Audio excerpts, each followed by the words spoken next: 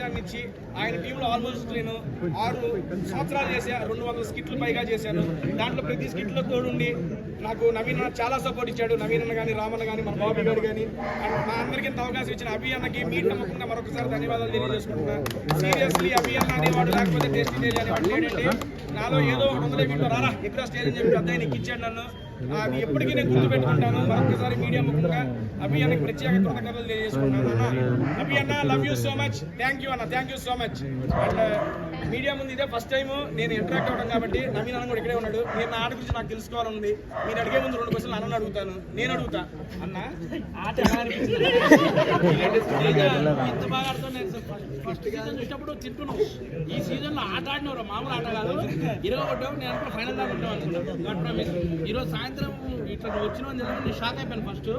కానీ మాత్రం నువ్వు నీ బాడీలో ఇంత స్ట్రెంత్ నాకు తెలియదు అన్న. లోపలికి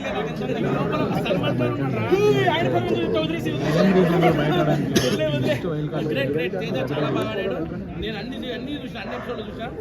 ఏది బాగా నచ్చింది మీకు? ఇది ఏడుపు బాగా నచ్చలేదు కానీ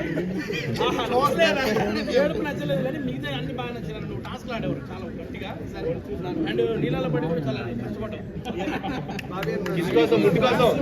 ఆటలు ఆడాలి, చలకాలు ఆడలో ఏదో ఆడేవారు. అరే ఓకే మా బాబీ గారు